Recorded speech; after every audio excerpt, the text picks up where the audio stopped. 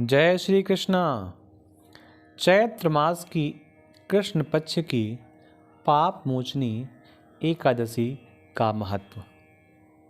ये चैत्र मास के कृष्ण पक्ष की एकादशी है और ये पाप मोचनी एकादशी है।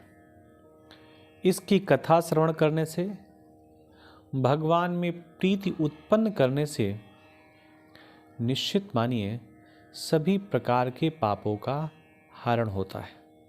कथा इस प्रकार है।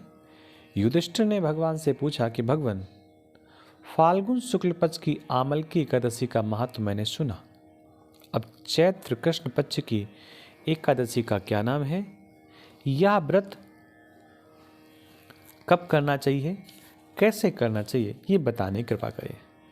भगवान कृष्ण बोले, राजेंद्र सुनो, मैं इस विषय में एक पाप नाशक उपाख्यान सुनाऊंगा जिसे चक्रवर्ती नरेश मानधाता के पूछने पर महर्षि लोमस ने कहा था। मानधाता बोले, भगवान, मैंने लोगों के हित की इच्छा से ये सुनना चाहता हूँ कि चैत्र मास के कृष्ण पक्ष में किस नाम की एकादशी होती है, उसकी क्या विधि है तथा उससे किस फल की प्राप्ति होती है। कृपया ये सब बातें बतलाइए। लोमस जी ने कहा, नृपश्रेष्ठ, पूर्व काल की बात है। अप्सराओं से सेवित चैत्र रथ नामक वन में जहाँ गंधर्वों की कन्या अपने किंकरों के साथ बाजे बजाती हुई विहार करती थीं, वहीं मंजुघोषा नामक अप्सरा मुनिवर मेधावी को मोहित करने के लिए गई।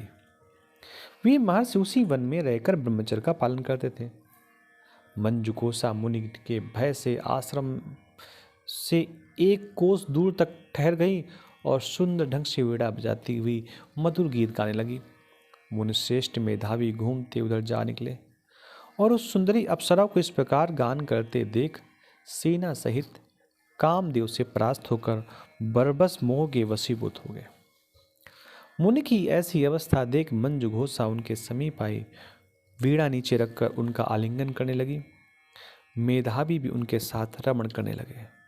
कामवश रमण करते हुए उन्हें रात और दिन का भी भान न रहा। इस प्रकार मुनि जनोचित सदाचार का लोभ करके वे अप्सरा के साथ रमण करते बहुत दिन व्यतीत हो गए। मंजुघोषा देवलोक में जाने को तैयार हुई। जाते समय उसने मुनिश्रेष्ठ मेधावी से कहा, ब्राह्मण, अब मुझे अपने देश जाने की आज्ञा दीजिए। मेधावी बोले, देवी, जब तक सवेरे की संध्या न हो जाए तब तक मेरे पास ही ठहरो। अप्सरा ने कहा, विप्रवर, अब तक ना जाने कितनी संध्या चली गई, मुझ पर कृपा करके बीते हुए समय का विचार तो कीजिए। लोमस जी ने कहा, राजन, लोमस जी कहते, राजन, अप्सरा की बात सुनकर मेधावी के नेत्र आश्चर्यचकित हो गए। उस समय उन्होंने बीते हुए समय का हिसाब लगाया तो मालूम पड़ा उनके साथ रहते 57 वर्ष हो गए। उसे अपनी तपस्या का विनाश करने वाली जानकर मुनि को उन पर बड़ा क्रोध आया।